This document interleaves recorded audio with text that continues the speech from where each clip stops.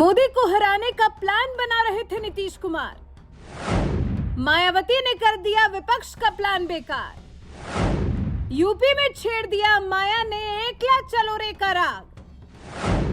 2024 में मोदी को हराने के लिए विपक्ष है बेकरार।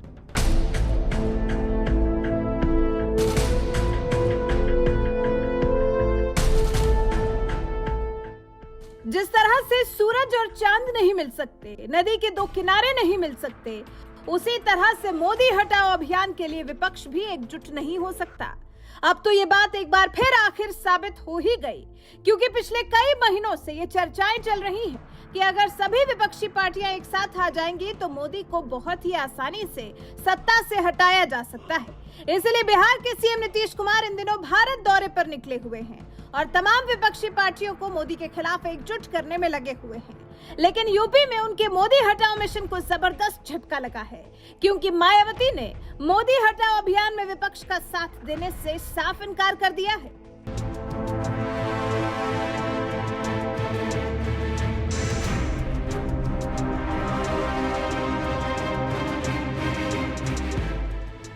दरअसल बिहार के सीएम नीतीश कुमार आजकल बिहार में कम, बाहर ज्यादा नजर आ रहे हैं। कभी ओडिशा तो कभी महाराष्ट्र, कभी दिल्ली तो कभी बंगाल दौरे पर जा रहे हैं और मोदी विरोधी नेताओं से मुलाकात कर उन्हें विपक्षी एकता के सूत्र में पिरोने की कोशिश में लगे हुए हैं। लेकिन उनकी इन कोशिशों को यूपी में जबरदस्त झटका लगा है, जहां बीएसपी सुप्रीमो मायावती ने साफ तौर पर कह दिया कि उनकी पार्टी अकेले दम पर साल 2024 का लोकसभा चुनाव लड़ेगी। निकाय चुनाव के नतीजों के बाद गुरुवार को हुई इस बैठक में मायावती ने 2024 के चुनाव के लिए रणनीतियों पर नेताओं के साथ चर्चा की, तो वहीं इस बैठक में कई बड़े फैसले भी लिए गए। अगले 3 महीने यानी अगस्त तक बीएसपी पूरे यूपी में सेक्टर और बूथ कमेटी का रिव्यू कर पुनर्गठन करेगी। इसमें जो नॉन परफॉर्मर हो गए उनको बाहर का रास्ता दिखाया जाएगा, जबकि नई कमेटियों में पुराने कार्यकर्ताओं के साथ ही 50% युवाओं की भागीदारी सुनिश्चित की जाएगी। इसके अलावा महिलाओं की भागीदारी भी रहेगी। मतलब बीएसपी वरिष्ठों के अनुभव और युवाओं की ऊर्जा साथ लेकर चलेगी। इतना ही नहीं, सितंबर से पार्टी बड़े स्तर पर सदस्यता अभियान भी चलाएगी। इसी बात से आप समझ सकते हैं कि साल 2024 के लोकसभा चुनाव में बीएसपी अकेले दम पर लड़ने के लिए किस कदर तैयारियों में जुटी हुई है। बीएसपी की इस तैयारी का मतलब साफ है कि नीतीश के मोदी हटाओ मिशन को मायावती का साथ नहीं मिल पाएगा। यानी जिस यूपी में लोकसभा की सबसे ज्यादा 80 सीटें हैं, उस यूपी में ही नीतीश कुमार का मोदी हटाओ मिशन फेल हो जाएगा, क्योंकि वो यूपी की 2 सबसे बड़ी पार्टी सपा और बसपा को एक साथ नहीं ला पाएंगे। ये दोनों ही ऐसी पार्टियां हैं जिनका यूपी में अच्छा खासा जनाधार है। समाजवादी पार्टी जहां यादव मुस्लिम वोट बैंक पर अच्छी खासी पकड़ रखती है, तो वहीं दूसरी तरफ मायावती की पार्टी बीएसपी के पास भी दलित और मुस्लिमों का अच्छा खासा वोट बैंक है। और अगर सपा बसपा एक साथ आ जाती तो कहीं न कहीं बीजेपी के लिए यूपी में मुश्किल हो जाती, क्योंकि साल 2019 के लोकसभा चुनाव में सपा और बसपा एक साथ मैदान में उतरी थी और दोनों ने मिलकर 15 सीटों पर जीत हासिल की थी। जबकि वोट शेयर की बात करें तो बीजेपी को जहां 50% वोट मिले थे, तो वहीं सपा बसपा को मिलाकर करीब 37% वोट मिले थे।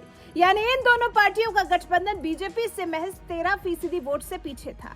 और 10 साल तक सत्ता में रहने वाली मोदी सरकार के खिलाफ थोड़ा बहुत भी सत्ता विरोधी लहर काम कर गई तो सपा और बीएसपी मिलकर यूपी में बीजेपी के खिलाफ बड़ा खेला कर सकती थी।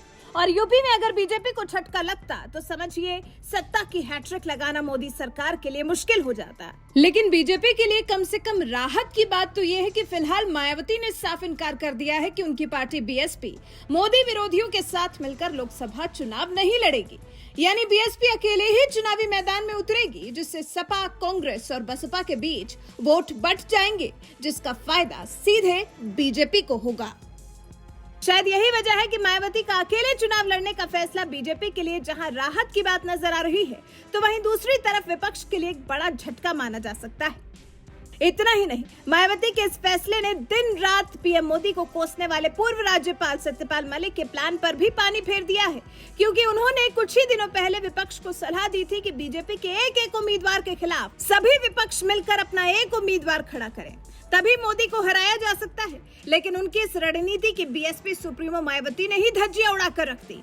बहरहाल मायावती के इस फैसले को आप किस तरह से देखते हैं, अपनी राय में कमेंट कर जरूर बताएं।